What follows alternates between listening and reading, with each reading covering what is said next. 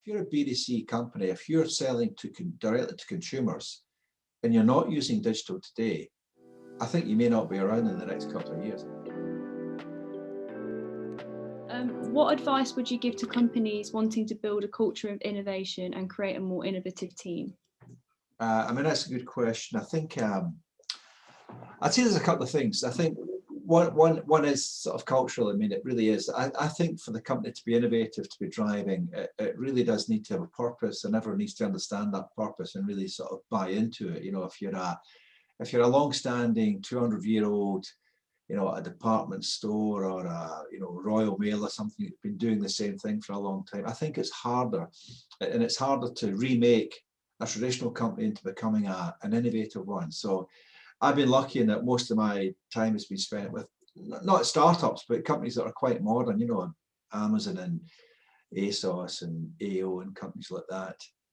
So they haven't had the legacy and the baggage of the past, but I do think a lot of it is about, you know, having a sense of purpose, and it's about the sort of people you've got. It tends to be younger people. It tends to be people who are, you know, they're not necessarily kind of deep PhDs, but you know, they've got digital skills, they've got good communication skills, they're not hierarchical sort of people. So it's about the approach of the employees as much as anything. You know, I loved Amazon because everyone fed off everyone else. You know, I always thought that everyone I met was smarter than me. So it was really exciting, really challenging. So it's having that sort of buzz about your company.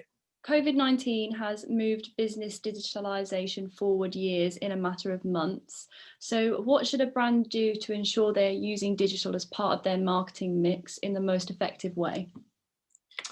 Well, I mean, I'd start with something that I think is probably becoming more self-evident. But if you're a B2C company, if you're selling directly to consumers and you're not using digital today, I think you may not be around in the next couple of years. I think you're likely to be toast, because digital has to be part of your mix in everything that you're doing.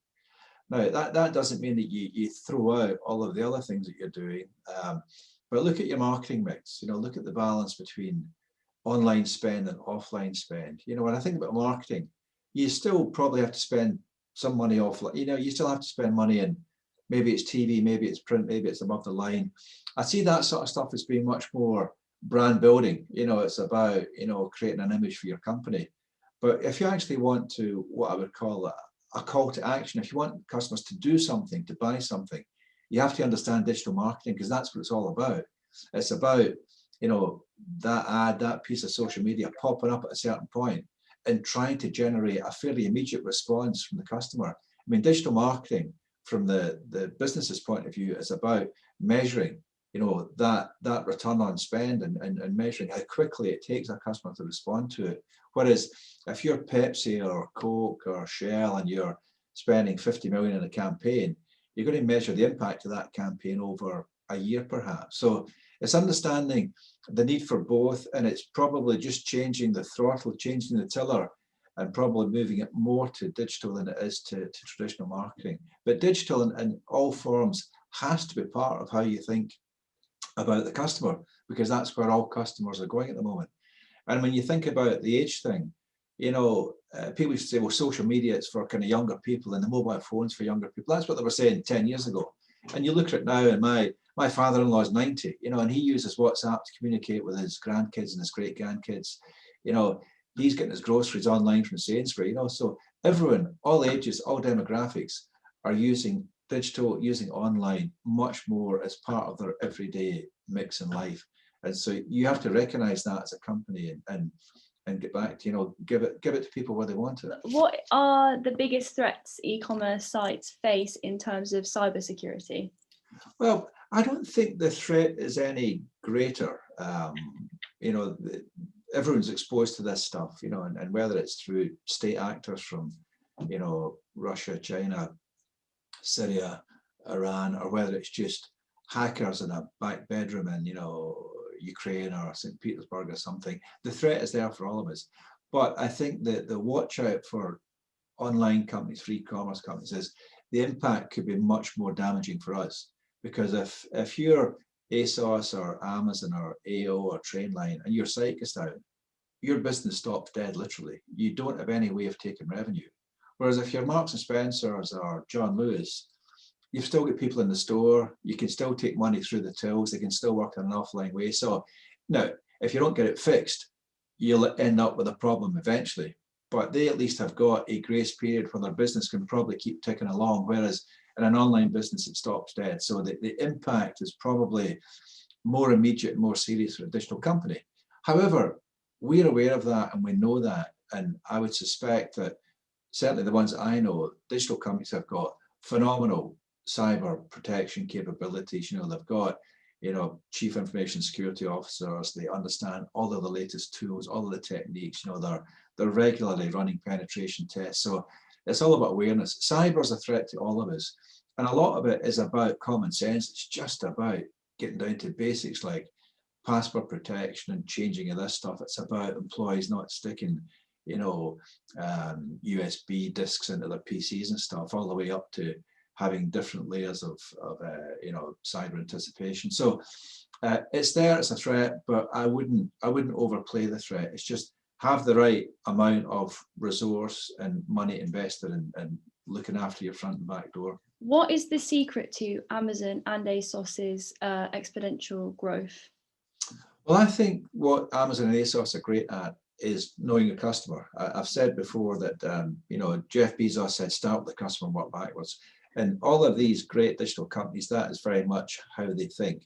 And it's not a one size fits all. If you think about Amazon and ASOS, ASOS knows its customer very intimately. You know, it knows it's a 18 to 30 somethings, we'll call it 20 somethings. The typical profile of an ASOS customer is probably a 24-year-old PA, you know, working in a kind of dull job and looking forward to payday, and she wants to buy a sparkly top, she wants to go to a party. We know the big events in her life, and so we know how to kind of gear up and promote the right sort of stuff. And you know, they share photographs of themselves, they upload stuff wearing the gear, so we know their date of birth, their hair color, their size, their shape. So we know what works and what doesn't work for them. And that's a very trusted and special place where you can actually make their shopping experience much better by customizing it for them. There's no point in giving somebody 500 choices in a mobile phone when you can actually narrow it down to 6 really relevant ones. If somebody's never bought white jeans in their life, why keep chucking them pictures of, you know, models in white jeans, because they're just not going to buy it. So that's one example where you get to know your customer very well and serve up what they want. The Amazon approach is quite different. Amazon knows very little about you. If you think about what you've told Amazon, Amazon doesn't know your date of birth. It's never asked that. It doesn't know, so it doesn't know your age. It doesn't know whether you're male or female. It doesn't know if you're Chinese or British. You know, it doesn't know anything about you. It knows your email address and your delivery addresses and your credit card number and your purchase history. And Amazon uses that. So Amazon uses its phenomenal algorithm because it knows that people who bought this product here will also buy that product over there. It knows those associations that, again, you couldn't guess just by logic. They've got it through the accumulation and management of 20 years of data and data paths.